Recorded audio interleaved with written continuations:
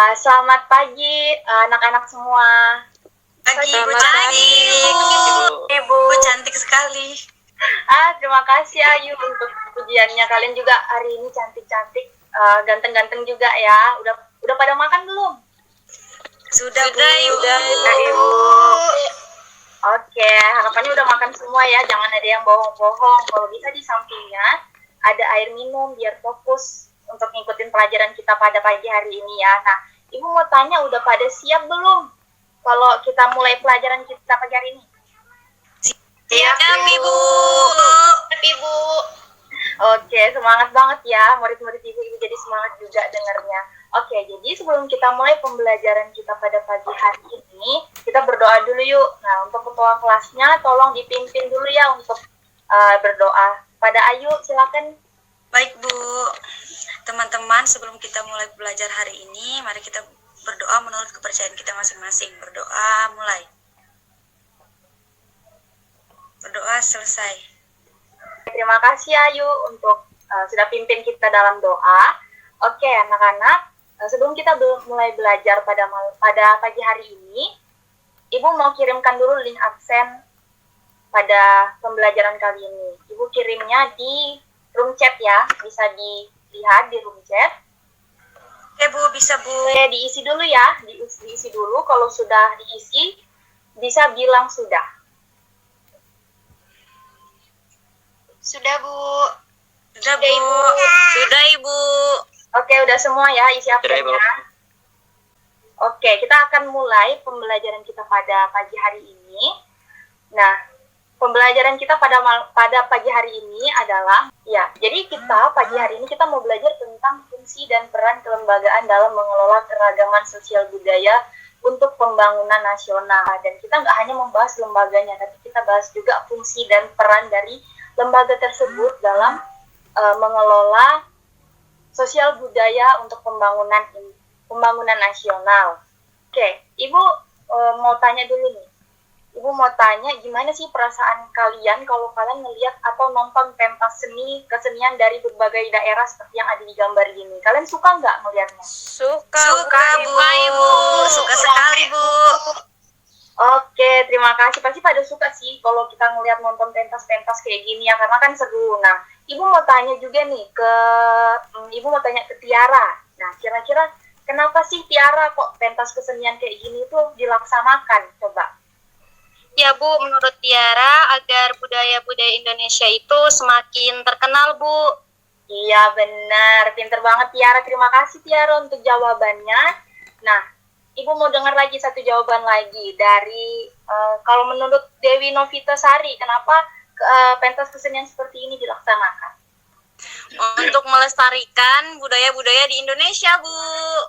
Iya, benar banget. Terima kasih untuk Dewi Novitasari sudah menambahkan jawaban mengenai kenapa sih pentas-pentas kayak gini tuh dilaksanakan di negara kita. Nah, jadi kenapa pentas tersebut dilaksanakan? Kenapa diselenggarakan? Nah, karena pemerintah ini menyelenggarakan pentas tersebut dalam upaya mengembangkan budaya-budaya daerah yang ada di Indonesia, sekaligus juga sebagai media promosi pariwisata yang sangat menarik.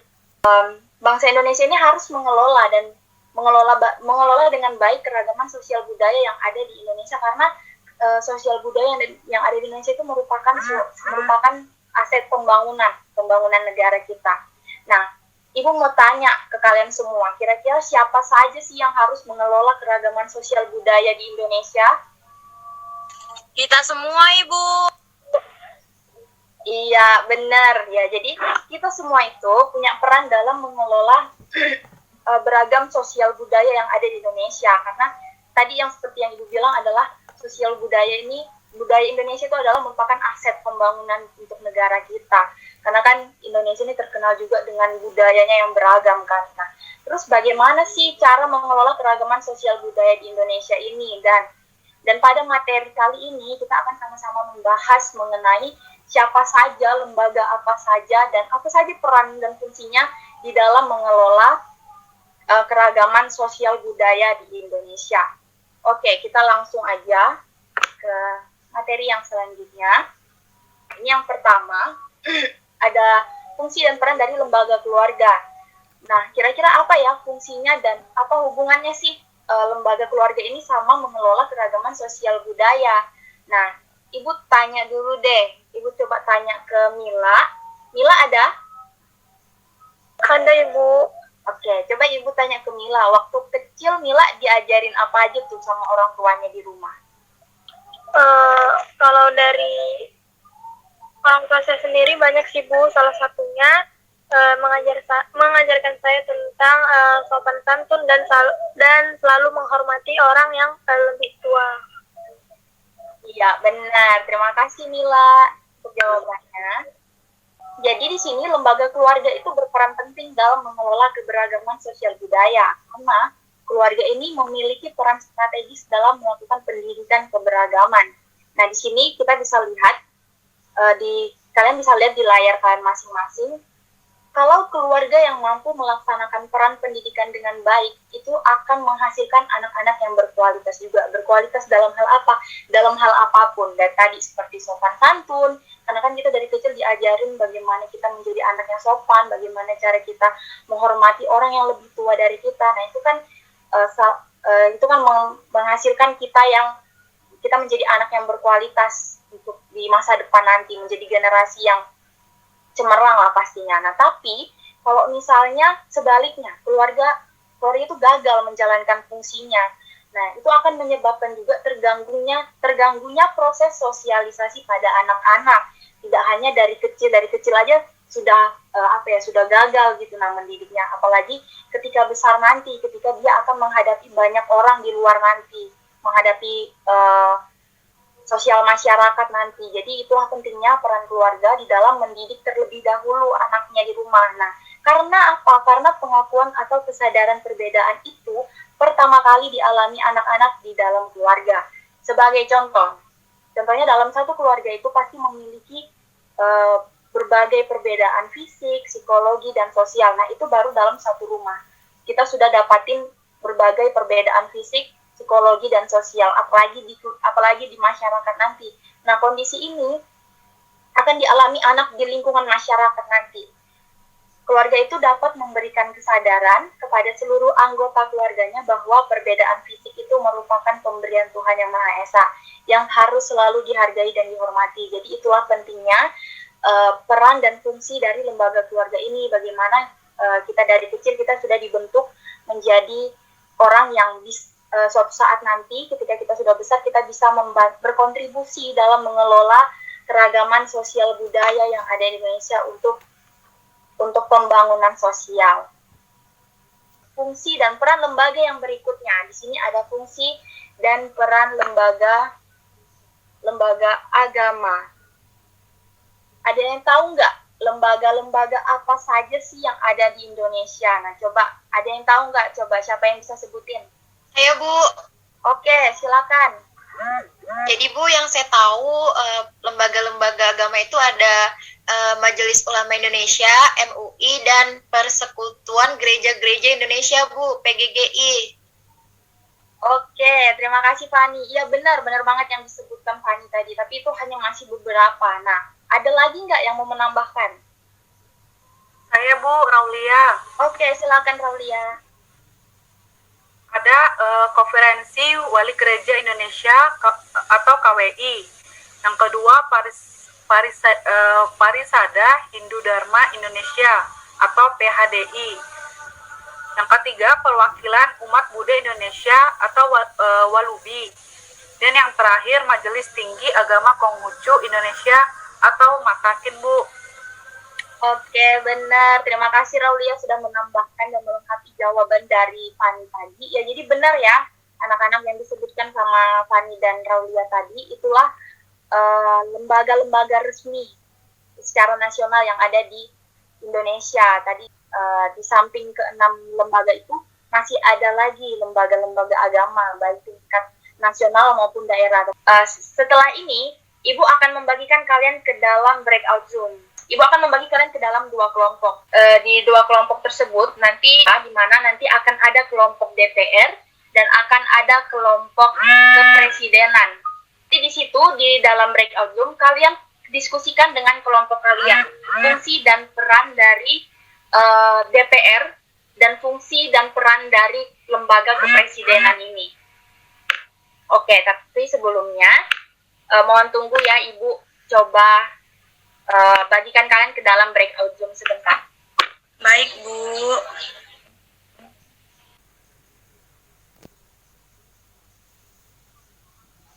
Oke, ini udah pada balik ke room utama semua ya?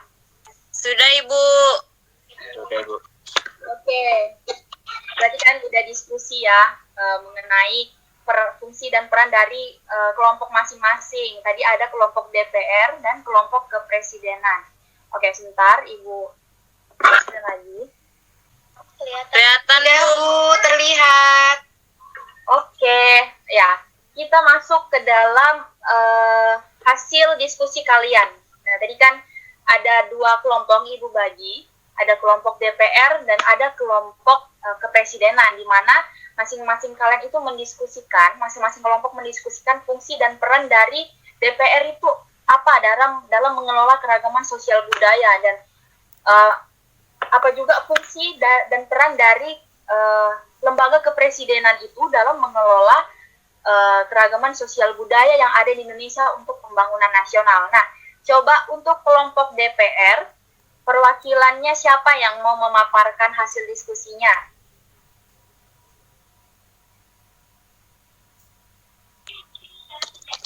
Saya, Bu. Oke, Riki, silakan Riki. Ya, jadi hasil diskusi dari kelompok 1 ya, Bu ya.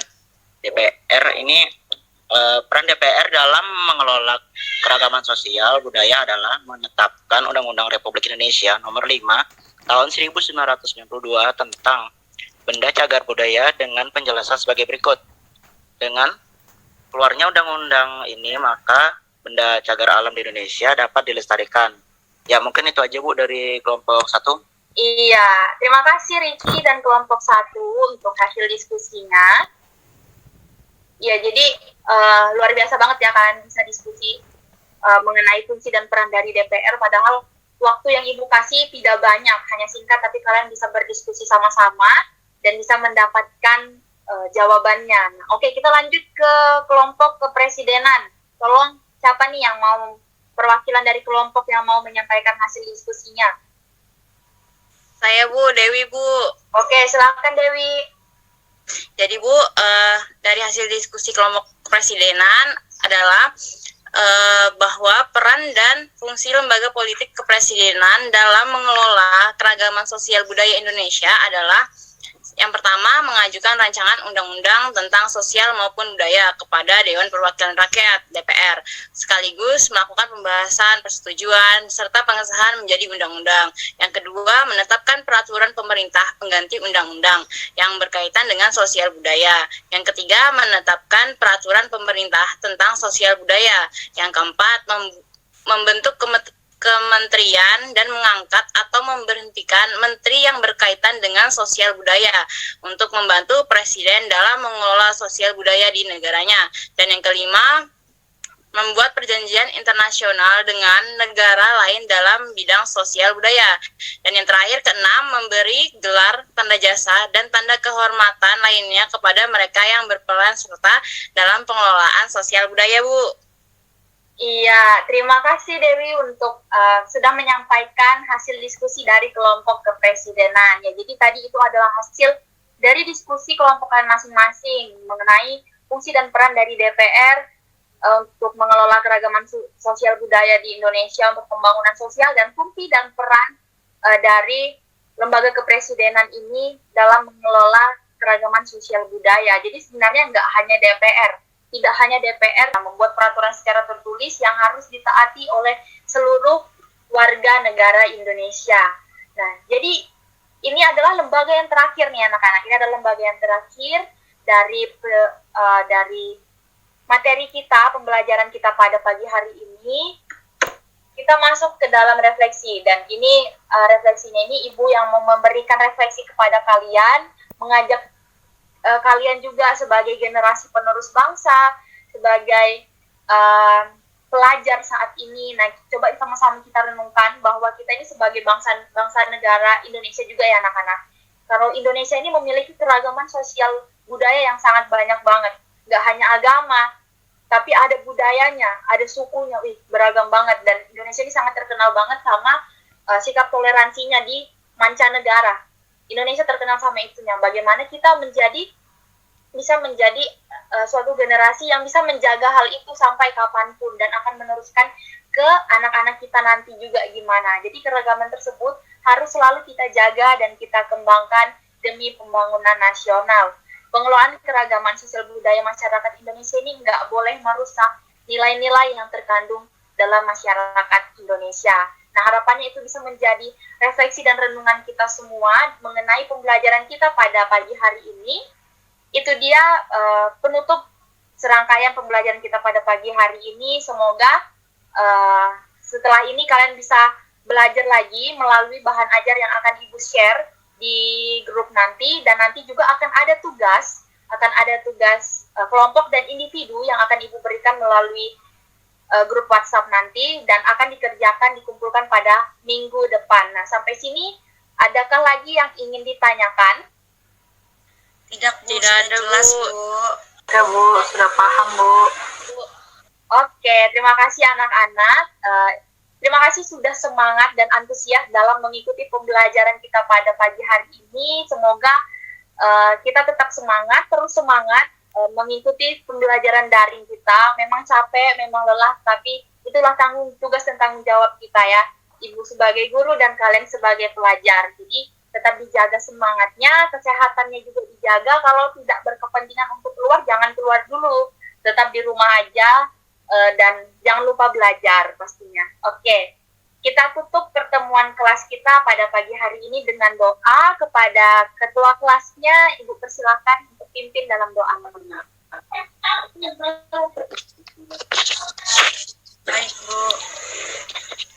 Teman-teman, sebelum mengakhiri pembelajaran pada hari ini, mari kita berdoa menurut bacaan kita masing-masing. Berdoa mulai. Berdoa selesai. Oke, terima kasih Ayu sudah pimpin kita dalam doa, yaitu akhir dari pembelajaran kita pada pagi hari ini anak-anak. Sampai berjumpa lagi di kelas berikutnya. Selamat pagi. Pagi, Ibu. Ibu. Terima kasih semua. Terima kasih kembali.